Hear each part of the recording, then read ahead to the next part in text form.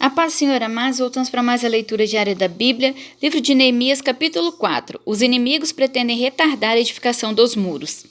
E sucedeu que, ouvindo Sambalate que edificávamos o muro, ardeu em ira e se indignou muito, e escarneceu dos judeus. E falou na presença de seus irmãos e do exército de Samaria e disse: Que fazem estes fracos judeus? Permitiu-se-lhes isto? Sacrificarão?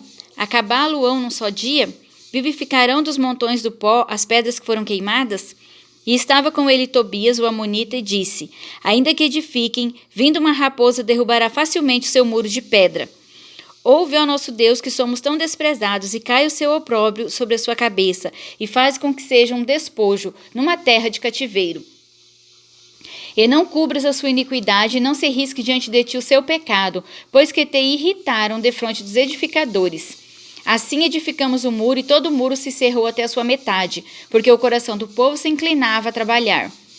E sucedeu que, ouvindo Sambalate e Tobias, e os arrabios e os amonitas e os adoditas, que tanto iam crescendo a reparação dos muros de Jerusalém, que já as roturas se começavam a tapar, iraram-se sobremodo.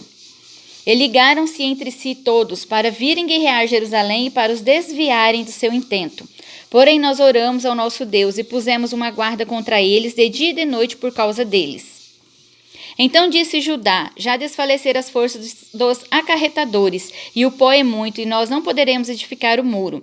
Disseram, porém, os nossos inimigos: Nada saberão disso nem verão, até que entremos no meio deles, e os matemos, assim faremos cessar a obra.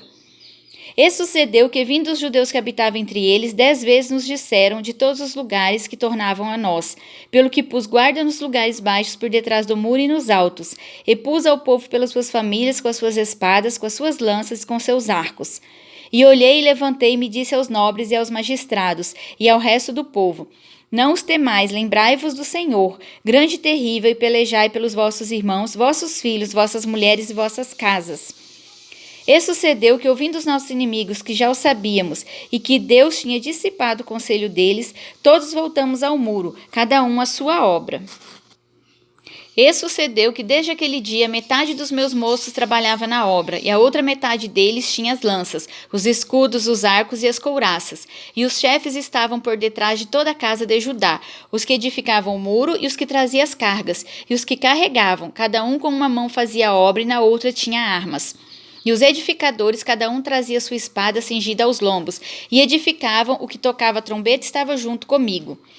E disse eu aos nobres e aos magistrados e ao resto do povo: Grande e extensa é a obra, e nós estamos apartados do muro, longe um dos outros. No lugar onde ouvirdes o som da buzina, ali vos ajuntareis conosco. O nosso Deus pelejará por nós.